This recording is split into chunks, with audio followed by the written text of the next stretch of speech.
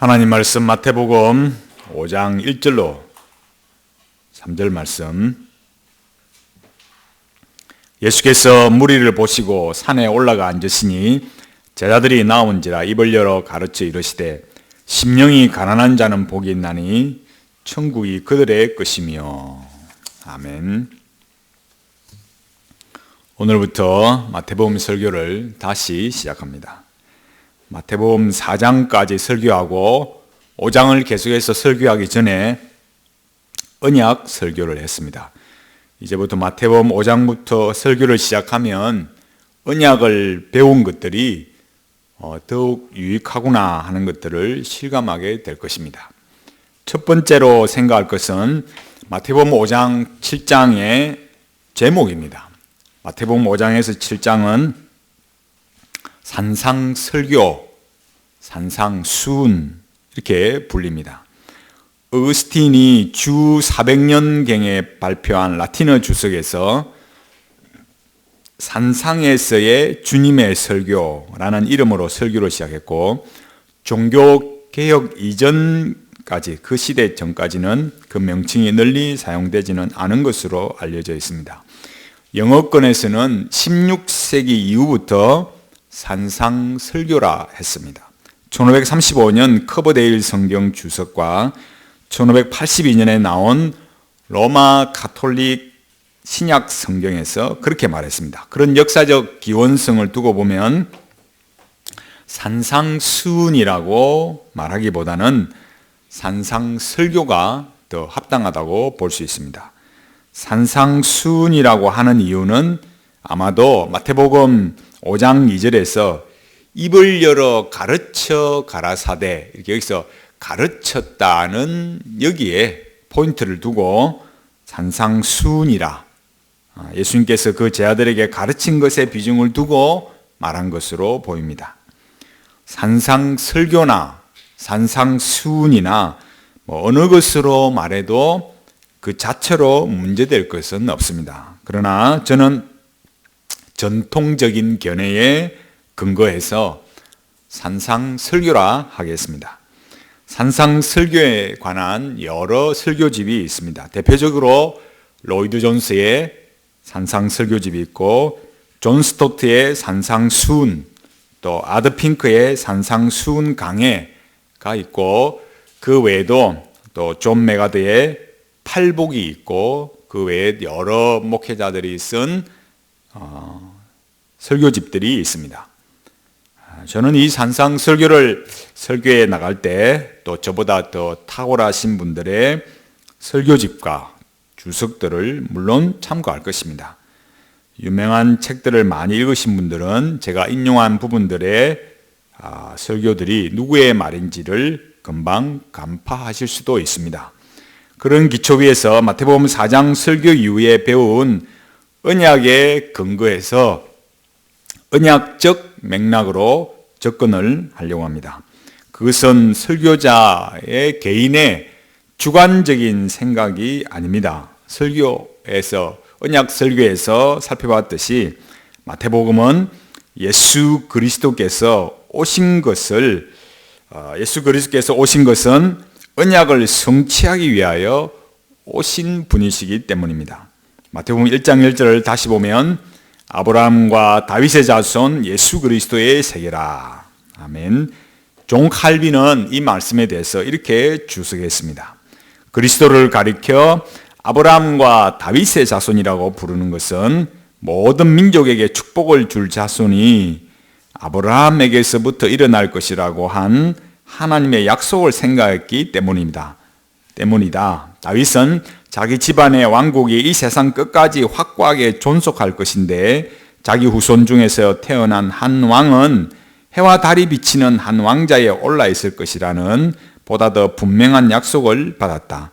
그러기에 그리스도를 가리켜 다윗의 자손이라고 부르는 것은 유대인들 사회에 있어서 상례였다. 이렇게 주석했습니다. 이렇게 저 아브라함으로부터 시작하는 모든 민족에게 주어질 복은 예수 그리스도께서 언약을 총체적으로 성취하심으로 이루어졌습니다. 무엇보다도 마태복음에서는 저 유대인들이 다윗의 나라가 회복될 그 간절한 기대와 소망을 이루실 그 메시아는 바로 예수 그리스도시다라고 증거했습니다. 그렇게 언약을 이루심으로 복을 주시는 메시아, 그 메시아이신 예수 그리스도께서 가르치신 복음은 언약적 맥락에서 살피는 것이 당연한 일입니다. 언약적 맥락이라고 해서 어려운 일이 아닙니다. 오늘날 현대 기독교가 현실의 부조리에 대응하기 위해서 산상설교를 말하는 것은 매우 위험합니다. 우리가 현실을 바라보고 해석할 때에는 마태가 그러했듯이 저 아브라함과 다윗에게 주어진 언약이 어떻게 역사 속에서 성취되는가를 보아야만 합니다. 산상설교에 이르기까지 그 앞에 본문이 어떻게 되어 있었습니까? 마태복음 4장에서 예수님께서는 성령님께 이끌려 시험을 받으셨습니다. 그 시험은 예수님께서 오시기 이전에 언약에 실패했던 아담으로부터 저 광야의 이스라엘 백성과 유대인들과 대조적인 면을 보여주고 있습니다. 그리고 예수님께서 요한이 잡히고 난 이후에 갈릴리에 오신 것을 이사야 선지자의 예언의 성취다, 그렇게 말했습니다. 그 성취라는 것은 예수 그리스도께서 새 언약을 이루시는 메시아로 오신 것을 말합니다. 계속 강조되고 내용이 이루어지지만 언약적 맥락으로 자꾸 성경을 이해하고 바라보지 않으면 이 신앙생활을 해가도 자꾸 나하고 이 기독교 신앙하고 이게 말은 기독교 신앙인데 자꾸 멀어지는 거예요. 그리고 이제 5장에서 그 메시아이신 예수 그리스도께서 말씀을 가르치십니다. 그러므로 산상설교는 아브라함과 다윗의 자손으로 오신 그 메시아이신 예수 그리스도의 언약의 말씀이다, 이렇게 보아야만 합니다. 두 번째로 우리가 보아야 할 것은 왜 산상설교를 해야 하는가 하는 것입니다. 언약의 관점에서 산상설교를 보려고 할 때에 산상설교를 해야 하고 들어야 하는 이유를 분명하게 생각해 볼 필요가 있습니다. 로이드 존스 목사님은 산상설교에서 다음 같은 질문을 던졌습니다. 도대체 우리는 어떤 이유로 해서 산상설교를 검토해야만 하는 것인가? 어떤 이유로 해서 나는 여러분의 관심을 산상설교의 가르침으로 이끌어야만 하는가? 이렇게 질문했습니다.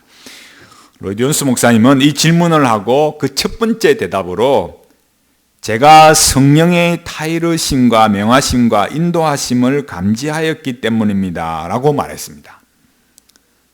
설교자로서 얼마나 성령님의 인도하심에 깊이 이끌리고 있는지를 볼 수가 있습니다. 어떤 설교자라도 성령 하나님의 역사하심을 구해야 합니다. 우리는 성령님의 역사하심을 말하면 마치 이렇게 기를 받는 것처럼 무슨 그 능력도 아닌 것이 무슨 기를 받는 것처럼 우리는 생각하기가 너무 쉬워요. 그게 습관이 되어 있어요. 로이드 존스 목사님께서 성령님의 인도하심을 말한 이유는 두 번째 이 대답과 관련되어 있다고 봅니다. 로이드 존스 목사님은 현재의 교회의 상태 때문이다, 그렇게 말했어요. 그 상태가 무슨 상태냐? 비상성이다, 그렇게 진단했습니다. 그러니까 오늘날 교회가 어느 시대보다 너무 요란스럽고 막 대단한 것처럼 보이는데 실제로는 너무 얄팍한 거예요. 이 기독교의 우리가 하나님 앞에 드리는 예배, 설교, 기도, 말씀, 이런 거는요, 이 세상에서 그 어떤 것으로 주어질 수 없는 최고의 수준 높은, 최고의 가치 있는 것이고, 우리를 최고로 이끌어 올리는 경건에 관한 것이고, 최고로 고상한 거예요. 근데 이것이 너무 요란을 떨고 너무 북적거리니까 그 가치가 처음에 우리에게 주어진 말할 수 없는 그 위대한 가치가 완전히 땅에 떨어져 버렸어요. 또 그런 원인이 중요한 이유는 막 북적거리는 그것보다도 그 원인은 성경을 보는 이 방법이, 그 눈이 너무 주관적이기 때문이에요. 요즘 누가 설교에 항복하는 성도들이 얼마나 있습니까? 자기 나름 이렇게 하나님의 음성을 들었다고 하면서 거기에 집중을 하다 보니까 설교에 항복하지 않습니다. 첫째는 설교에 집중하지 않아요. 설교에 집중하지 않아요. 온갖 거에 그냥 물론 배우는 거야 배워야 되겠죠. 그렇지만 너무 엉뚱한 일을 많이 해요. 성경을 떠나서 신비적이고 체험에 의존하고 있습니다. 로이존스 목사님은 그런 시대적인 현상을 보면서 성령님의 인도하심을 간절히 구하면서 어떤 성경 말씀으로 설교해야 될지를 이렇게 기도했던 것 같습니다. 그리고 그렇게 기도할 때에 예수님의 산상설교를 설교해야 할 필요성을 강력하게 느낀 것으로 보입니다. 로이존스 목사님께서 그 시대에 통탄해했던 그런 것들이 오늘 우리에게도 여전히 반복되고 있습니다. 그렇게 반복되는 근본적인 원인은 이 기독교 신앙이 언약적이지 않고 실존적이기 때문입니다. 성경에서 무엇이라고 하는가, 여기에 관심이 있는 것이 아니라 나의 문제를 어떻게 해결할 것인가, 이게 초점이 그렇게 가 있는 거예요. 그 성경 전체가 언약의 성취고 그 성취를 위해서 하나님께서 예수 그리스도 안에서 구속의 역사를 이루어 가고 계신다라는 이 사실을 생각하지 않아요. 우리는 너무나 실존적으로 오염되어 있습니다. 언약적이라야 실존적이지 않습니다. 언약적이라야 구속사적이고 구속사적이라야 영혼에 관심이 갑니다. 현실을 무시한다는 것이 아니고 하나님께서 영혼을 구원해 가시는 이 그리스도의 십자가의 구속의 역사를 보면서 그게 어떻게 역사하시는지를 알게 되는 겁니다. 로이존스 목사님께서 또 한 가지 우려한 것은 사회복음주의입니다. 그러니까 우리가 예수 그리스도를 믿어서 하나님의 나라에 가는 이 칭의를 말하는 개인 구원을 말하는 것이 아니고 사회를 개혁해서 이루어지는 구원을 말합니다. 그러니까 노동자의 그 처우 개선이나 그런 여러 관련된 일들 혹은 사회 정의, 그런 데 초점을 맞춥니다. 거기에 대해서 이렇게 로이존스 목사님이 말했습니다. 사람들이 어떤 삶을 살아야 하는가에 대한 여러 원리가 그 속에 깔려 있으며 우리가 행해야 할 바의 모든 것은 산상설교를 적용하는 것이라고 말합니다. 이렇게 함으로써 지구상에 하나님의 나라를 건설할 수 있으며 전쟁은 끝장이 나고 우리의 모든 어려운 문제도 끝이 나리라는 것입니다. 그러니까 산상설교를 이 사회의 문제를 해결하는 그런 원리를 뽑아내는 것으로 그렇게 보는 거예요. 그러니까 우리가 처해 있는 상황과 너무 흡사하다는 것을 알 수가 있습니다. 로이존스 목사님의 말대로 사회복음주의는 이미 낡은 것이에요. 그런데도 여전히 반복되고 있습니다. 왜 반복될까요? 인간의 욕망의 지배를 받고 있기 때문에 그렇습니다. 그 욕망의 지배를 받고 있으면서도 기독교 신앙이다, 이렇게 말합니다. 세상의 부조리를 말하면서 그런 걸 보면서 이상적인 나라를 꿈꿉니다. 참된 기독교라면 세상의 부조리를 보면서 인간의 죄인됨을 말하고 회개하라고 선포해야 됩니다. 그게 기독교예요.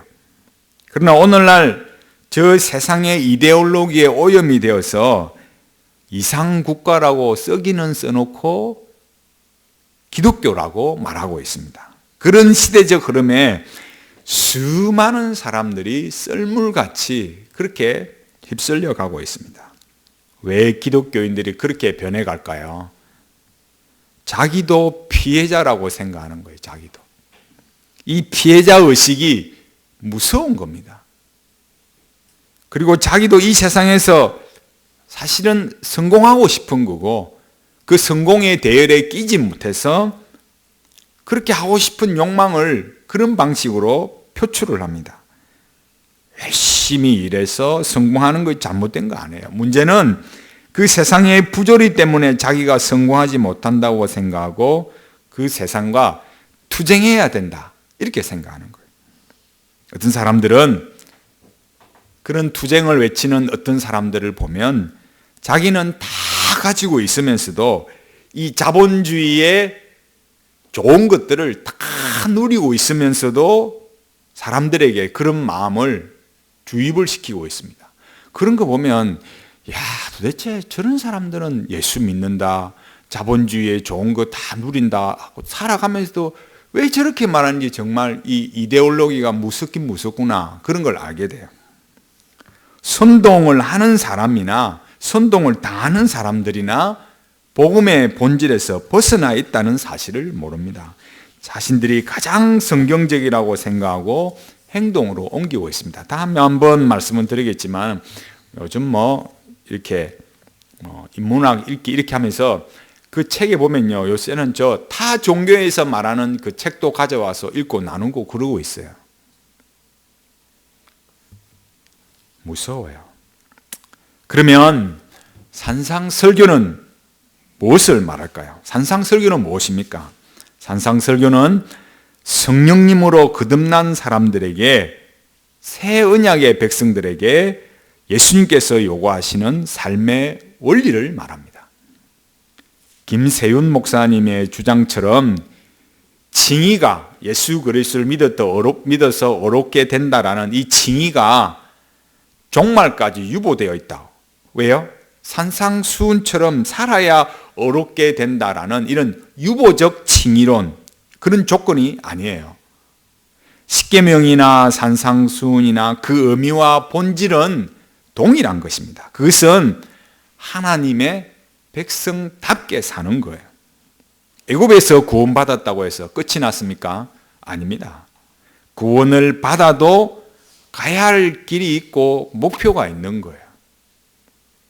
애굽에서 구원을 받았다고 해서 완전한 의인이 된 것이 아닙니다. 애굽에서 나와서 또 가나안에 간다고 해서 그 가나안에서 아무것도 안 하고 놀러 먹어도 되느냐? 그게 아니고 거기 가나안이 그냥 천국을 보장하는 게 아니었어요. 가나안에 사는 사람들이 죄인이고 또 거기에도 부조리가 있고 또 거기에도 또 범죄가 있습니다. 그 속에서 어떻게 하나님의 백성답게 살아갈 것인가, 이게 중요한 거예요. 그리고 이 인간의 죄인됨, 인간의 한계, 이걸 직면하면서 그때 그 사람들은, 그 성도들은 오실 메시아를 소망하면서 살아가야만 했습니다. 그렇게 부조리하고 죄악된 세상에서 장차 오실 메시아를 소망하면서도 뭐 해야 되느냐? 그 결국 뭔 싸움 해야 되느냐라고 할 때 하나님을 얼마나 사랑할 거냐? 이웃을 얼마나 내 몸과 같이 사랑할 거냐? 그걸 실천하고 하나님 앞에 오라는 거예요. 새 언약 시대를 살아가는 우리도 구원을 받았으나 완전하게 회복된 자들이 아닙니다. 내가 보기에 좀 괜찮은 거지 사실은 보면 그냥 다 50보 100보고 50보 100보 차이 나나야 뭐 한 발자국도 차이도 안 나죠. 사실은 이 땅에 여전히 부조리가 있고 범죄가 있습니다. 저 세상도 죄를 짓고 우리도 죄를 짓습니다. 거룩하게 살아가기를 그렇게 간절히 기도하고 성경 읽고 설교 듣고 도전을 받아도 실패해요. 또 죄를 짓는 거예요. 그걸 인정하지 않을 수가 없어요.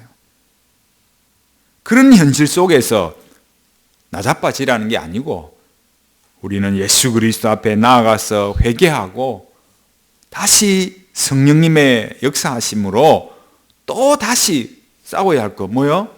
하나님을 사랑하는 거, 이웃을 내 몸과 같이 사랑하는 거, 그걸 또 살아가는 거예요. 전에 말했듯이 누구처럼 내가 죄인이구나. 하나님 내가 죄인이네요. 죄인이네요. 죄인이네요. 죄인이네요. 죄인이네요. 그것만 확인하다가 오라는 게 아니고 백성답게 사는 성화의 과정을 싸워가야 된다라는 거예요. 그런 까닭에 우리가 반드시 언약을 배우고 그리고 이 산상설교를 시작해야만 합니다. 예수 그리스도께서는 이 세상의 부조리를 해결하고 이상국가를 만들어주기 위해서 오지 않으셨습니다. 예수님께서는 오병이어의 기적 후에 사람들이 왕으로 삼고자 했을 때에도 산으로 떠나가셨습니다. 예수 그리스도께서는 언약을 성취하기 위해 오셨습니다. 예수님께서 언약의 성취자로 오셨다는 것은 우리의 현실과 매우 깊이 연관되어 있습니다. 우리는 하나님의 구원과 언약을 보고 현실을 해석해가는 하나님의 백성들입니다. 현실의 문제를 고민하면서 성경에서 답을 구할 수도 있지만 우리는 근본적으로 예수 그리스도의 십자가 피로 구원을 얻은 자로서 하나님을 믿고 살아가는 자들이다 라는 것을 명심해야만 합니다. 세 번째로 우리가 생각해야 될 것은 신앙과 문화입니다. 신앙과 문화. 우리와 저 유대인들과는 신앙과 문화에 있어서 간격이 존재합니다. 유대인들은 그들의 조상적부터 언약의 성취, 그 언약을 성취할 메시아, 그걸 고대하고 살아왔기 때문에 신앙과 문화를 그렇게 믿고 해석하는 일에 있어서 그들 나름대로의 애씀이 필요했어요. 우리는 그보다 훨씬 더 큰 충격과 간격이 우리에게 있습니다. 날 때부터 유대인도 아니고 기독교 국가도 아니고 그런 나라에서 이 나라에서 기독교 신앙으로 산다. 이건 매우 어려운 거예요. 우리는 산상설교를 언약적 차원에서 접근하면서도 이 세상의 문화에 대해서 생각해야만 합니다. 문화라는 것은 신앙, 이 영적인 세계, 신앙과 영적인 세계가 인간의 이 죄악된 현실에 나타나고 맞물려서 일어나는 현상들입니다. 문화 자체가 인간에게 어떤 본질적인 깊이와 의미를 제공하지 않습니다. 많은 사람들이 문화 속에서 의미를 찾는 것은 의미를 찾는 하나의 시작에 불과합니다. 커피 한 잔의 여유조차 없이 바쁘게 쫓겨다니는 것이 오늘날 우리들의 삶입니다. 그 속에서 사람들은 나라는 존재라는 의미가 무엇이냐, 이걸 찾으려고 애씁니다. 커피 한 잔이요, 요즘은 밥 한 그릇이에요. 밥 한 그릇 값이 나가요. 그보다 싼 것도 있지만 또 비싼 거는 또 더 비싸요. 근데 그렇게 비싼 커피 한 잔 값을 지불하면서 뭐 하고 싶으냐? 잠시라도 이 세상을 살아가는 나 자신이 탁 정지되었으면 좋겠다. 그렇게 봐요. 그럼 정지되어서 뭐 하고 싶으냐? 이 바쁜 일상의 삶 속에서 내가 고민하고 내가 찾아야 할 게 뭐지? 그 질문을 직면하는 거예요. 그게 뭘까요?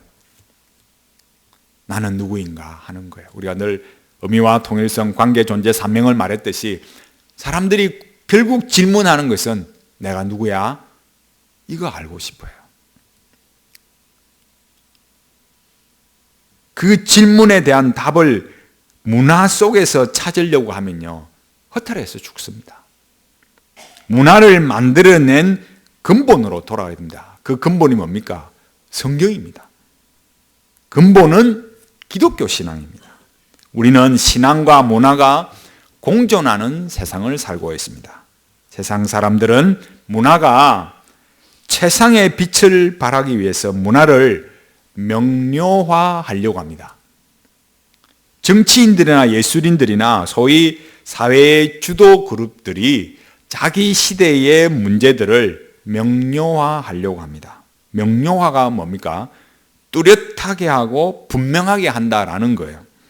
우리가 살아가는 문화에서 중요한 것이 무엇인가, 의미 있는 것이 무엇인가를 말해 주려고 합니다. 그리고 그것이 명료하게 포착이 되면 많은 사람들에게 공유를 합니다.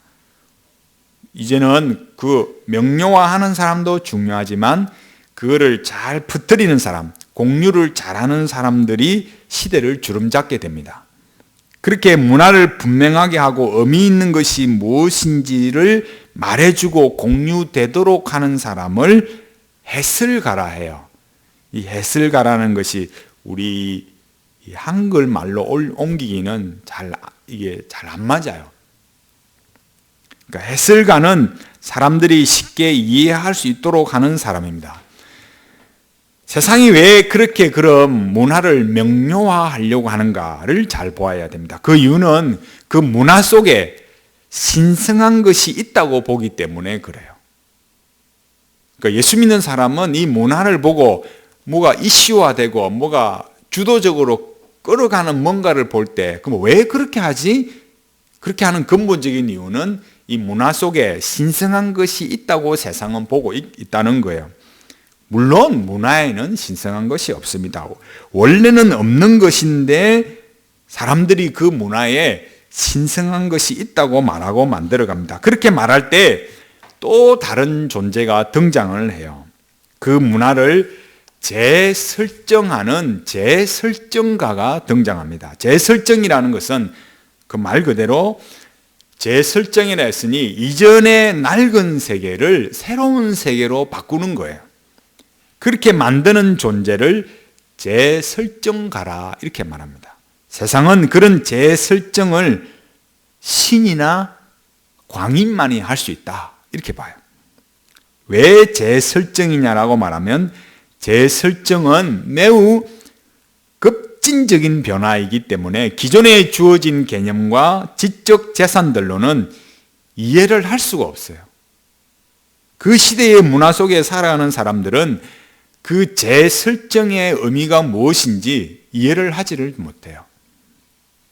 그렇게 재설정하는 어떤 특별한 사람들이 자기 시대에 말을 해놓은 것이나 책을 쓴 것들을 그 다음 세대의 사람들이 해석을 해주고 설명한다고 바쁩니다. 세상에는요, 똑똑한 사람들이 많으면요, 머리가 아파요. 근데 알고 보면 우리가 계속 보았던 것처럼 멘탈리티의 핵심적인 키워드, 신성한 내면화의 구성화, 의미, 통일성, 도약을 알면 그게 훤히 사실은 보이는 거예요. 세상은요, 그 세상이 가는 학문에 그 끝이 없습니다. 그 학문이 끝나려면 어떻게 되느냐? 그 멘탈리티를 이기는 유일한 길은 이긴다는 게 아니고 그걸 벗어나서 참된 길로 가려면 오직 예수 그리스도를 믿는 길밖에는 없습니다. 사도 바울처럼 예수 그리스도를 믿고 나면 이전에 배웠던 모든 것들이 다 똥처럼 여기게 됩니다. 목회자들 중에서도 성도들 중에서도 인문학을 좀 안다면서 성경과 인문학을 섞는 사람들이 있습니다. 그게 똥인지 된장인지 구분을 못해요. 재밌는 건 뭔지 아세요? 막 비판을 하는 거예요. 이게 잘못됐다, 인문학이 이게 잘못됐다고 막 하면서 자기가 배운 전공은 옳대요. 예? 교회 안에 소위 말해서 석박사, 박사 몇 개 달고 있는 분들이 있습니다. 그런 분들이 강의를 해요. 교회 가서 강의하고 강의를 하거든요. 그리고 막 비판을 해요. 성경만으로 가야 된다. 이래가 인문학 이렇게 뭐 섞으면 안 된다. 그런 말 하면서 자기가 배우고 있는, 자기가 전공한 거는 맞대요. 그런 엉터리가 어디 있습니까, 여러분? 휴 드레이퍼스는요, 서양 역사의 문화를 재설정한 인물을 두 사람으로 말해요. 예수 그리스도와 데카르트다 이렇게 말합니다. 그 말이 왜 틀리냐? 앞에 말했듯이 뭐가 문제예요? 예수 그리스도께서는 문화에 신성한 것이 있다 이렇게 말한 인간이 아니기 때문에, 예수 그리스도는 그냥 인물, 예를 들어서 어느 역사에, 이 인간 역사에 왔다가 사라지는 세계 역사의 한 인물이 아니기 때문에요. 예수 그리스도는 성육신 하셨으나 하나님이십니다.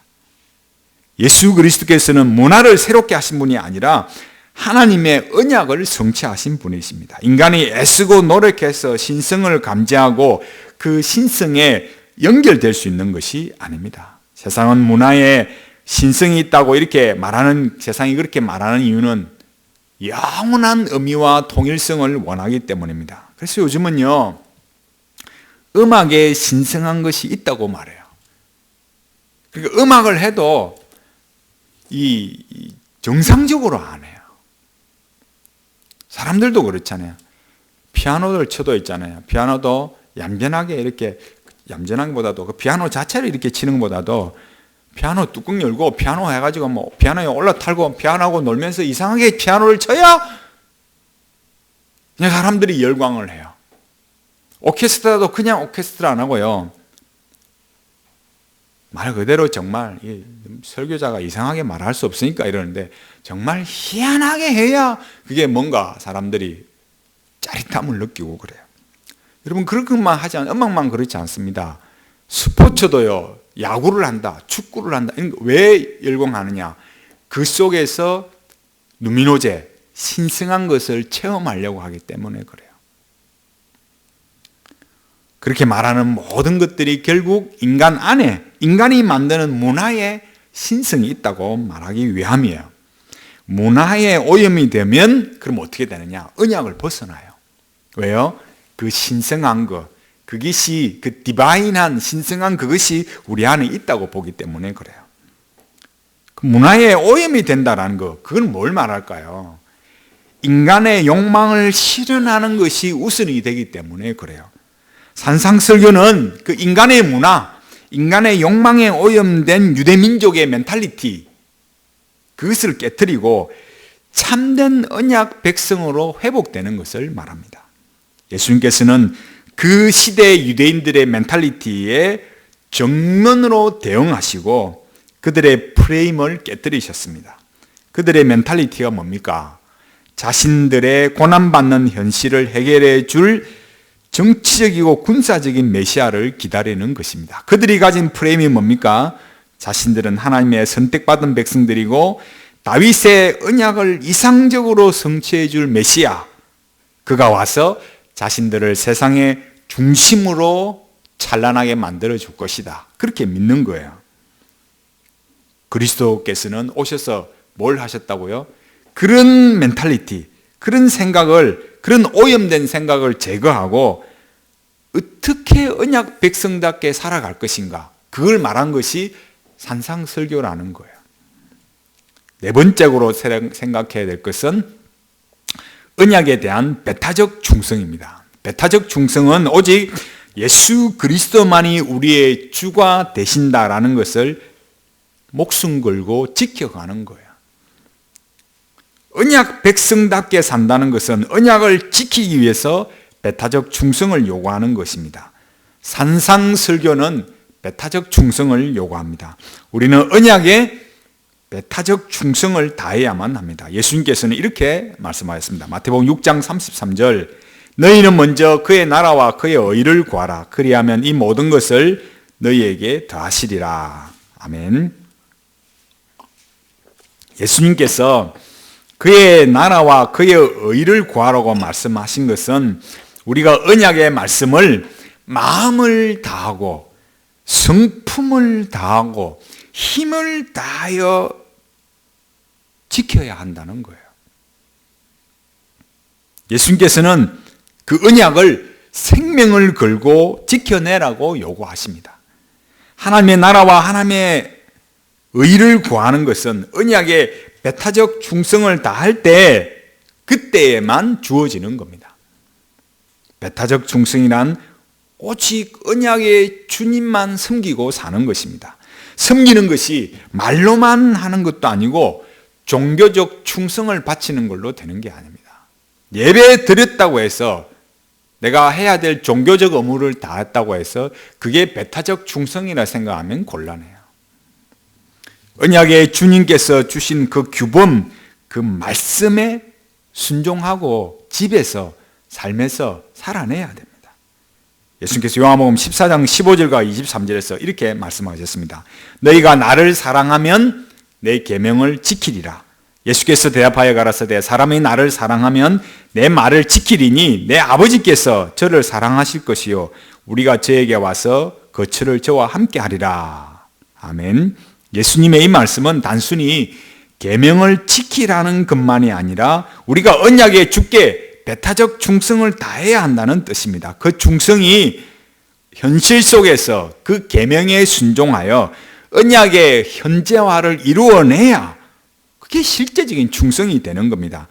그렇지 않고 말로만 사랑한다고 하고 자기 욕망을 위해서 살아가면 주를 속이는 자가 되는 겁니다. 배타적 충성을 이해하기 위해서 예화 하나를 들겠습니다. 이 예화 드는 게 사실은 좋은 게 아니에요. 물론 잘 전달하기 위해서 하는 거지만 이렇게 나중에 설교 듣고 나면은 앞에 했던 거 다 잊어먹고 예화만 생각하기 때문에 사실 좋지는 않아요. 중국의 진나라 때에 예양이라는 선비가 있었습니다. 예양은 처음에 범씨와 중행씨를 섬겼지만 말단에서 맴돌았어요. 이후에 지백이라는 중신을 만나서 높은 자리에 올랐습니다. 그러나 지백은 권력 다툼에서 조양자에게 죽임을 당했습니다. 예양은 그런 조양자의 죽음에 복수를 다짐했습니다. 복수를 생각하면서 이렇게 말했어요. 아주 그러니까 선비로서의 멋진 말이에요. 선비로서만 뭐라 했느냐 이렇게 했어요. 선비는 자신을 알아주는 사람을 위해서 목숨을 바치고 여인은 자신을 사랑해주는 사람을 위해서 화장을 한다. 내가 모시는 사람을 두 마음을 갖고 모셔서는 안 된다. 그러니까 얼마나 그 대단한 마음이었겠어요. 예양은 자신의 이름을 바꾸고 화장실 인부로 변장해서 조양자의 집에 숨어 들어갔습니다. 화장실에 가려고 했던 조양자는 왠지 모를 살기를 느꼈어요. 하도 가슴이 서늘해서 곁에서 일하는 인부들을 잡아가지고 문초를 했습니다. 그 인부는 다름이 아닌 예양이었다는 것을 알게 됐어요. 예양은 이 자기 품에다가 칼을 품고 있었어요. 죽이려고. 그러니까 화장실에 가던 사람이 살기를 느낄 정도였으니까 조양자 역시도 보통이 아니었어요. 예양의 목을 이 조양자가 치려고 하자 말리면서 이렇게 말했어요. 이 사람은 정의로운 사람이다. 내가 조심해야지. 그렇게 말하고 자기를 죽이려고 했던 예양을 살려보내 주었어요. 그런데도 이 예양은 조양자에 대한 복수를 포기하지 않았습니다. 이제 그 다음에 자기 몸에다가 오칠을 하고 눈썹과 수염을 밀고 숯을 먹어서 목소리를 쉬게 하고 자신을 한센병자로 그렇게 깜쪽같이 변장을 했어요. 얼마나 변장을 이렇게 심하게 몰라보게 했는지 자기 아내가 몰라볼 정도였다 그래요. 그렇게 하고 조양자를 죽이려고 했는데 하루는 조양자가 외출을 하려고 다리 위에서 이렇게 외출을 하고 다리 위에 이렇게 말을 타고 가는데 말이 놀라서 막 뛰는 거예요. 조양자의 생각이 이것 또한 필시 살기가 있기 때문이다. 그렇게 생각하고 부하들을 풀어서 주변을 막 수색을 했어요. 잡고 보니까 또 예양이 있는 거예요. 그래서 이 조양자가 배포가 컸지만 이번에는 화가 나서 예양을 나무랬습니다. 이렇게 말했어요. 너는 옛날에 다른 중신들을 섬기지 않았느냐? 그들을 죽인 것은 지백이다. 그런데 너는 그들의 원수를 갚기는커녕 그 원수의 신하가 되어 나를 노리다니 이치에 안 맞지 않는가? 그렇게 말했어요. 그 말을 듣고 예양이 이렇게 말했습니다. 내가 범씨와 중행씨를 섬기기는 했지만 그들은 나를 보통 정도로 대했다. 그러나 지백은 나를 선비로 대접해 주었다. 그러므로 나는 선비로서 그 은혜에 보답하려는 것이다. 이렇게 말했어요. 조양자는 예양의 말을 듣고 탄식하면서 이렇게 말했습니다. 그대의 뜻은 가상하지만 더 이상은 어쩔 수 없구나. 그랬어요. 예양은 이제 자신의 명줄이 다한 것을 깨닫고 조양자에게 마지막으로 청을 했습니다. 당신은 나를 한번 용서해 줌으로써 천하의 인심을 얻었다. 나도 얻을 게 있다. 내가 죽을 때 은혜를 아는 선비로서 당신의 옷이라도 베고 최후를 맞이하고 싶다. 들어주겠는가? 그렇게 말했어요. 이 예양이 말하는 솜씨도 대단하죠. 그죠? 그 복수심도 그렇고. 이 예양의 의기에 감동을 한 조향자는 자신이 입고 있던 진포를 벗어주었어요. 예양은 그 옷을 받아들고 칼을 뽑고 3번 그 옷을 베었습니다. 그리고 마지막으로 한 말, 이것으로 지백의 은혜에 보답했다. 그리고 외치고 자결을 했어요. 우리가 예수 그리스도의 언약에 충성한다는 거, 그거는요, 예양처럼 지백의 원수를 갚는 이런 게 아니에요. 세상의 부조리에 만약에 저항을 하려면 예양처럼 저 세상의 권력과 싸워야죠. 그렇게 되면 앞서 말했던 것처럼 사회보험주의가 되는 거예요. 우리의 싸움은 뭐냐? 우리의 싸움은 혈과 육에 대한 것이 아닙니다. 우리 주님께서는 이 세상의 부조리한 권력과 싸우지 않으셨습니다. 우리 주는 오직 예수 그리스도 한 분뿐이고, 우리 주님께서는 우리의 구원을 위해서 고난을 받으시고 십자가에 죽으셨습니다. 우리가 할 일은 원수를 갚는 일이 아니고 주님의 복음을 전하는 것입니다. 생명을 구원하는 일입니다. 언약에 충성하는 것은 우리의 온 생애를 다해서 생명을 구원하는 일에 헌신하는 것입니다. 우리의 삶이 변화되려면 우리 주 예수 그리스도께서 우리를 어떻게 대접하고 계시는가, 이 관계적 관점을 잘 알아야만 합니다. 그것을 아는데도 변화가 되지 않는 것은 우리가 주님의 대접을 가볍게 생각하기 때문입니다. 예양은 지백이 자기를 선비로 대접해 준 것 하나로 지백에게 충성했습니다. 우리는 예수 그리스도 안에서 하나님의 아들 된 대접, 그 놀라운 대접을 우리는 지금 받고 있습니다. 산상설교를 언약적으로 접근한다는 것은 하나님께서 우리를 어떻게 대접하시는지를 알고 그 대접받은 대로 살아가는 거예요. 그게 언약이에요. 그 대접은 예수 그리스도께서 십자가에 피 흘려 죽으시고 우리를 구원하신 것으로 나타났습니다. 우리 보고 다시 그 십자가에 죽으라 그래 하지 않습니다.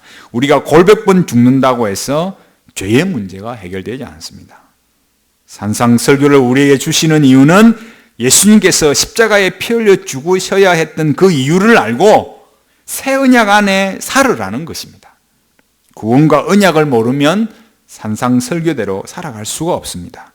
예수 그리스도께서 하나님의 언약을 저버리고 범죄한 우리들을 위해 십자가에 죽으시고 부활하셨기 때문에 우리는 죄와 싸워가고 하나님의 백성답게 살아갈 수 있는 근거와 능력을 가지게 되었습니다.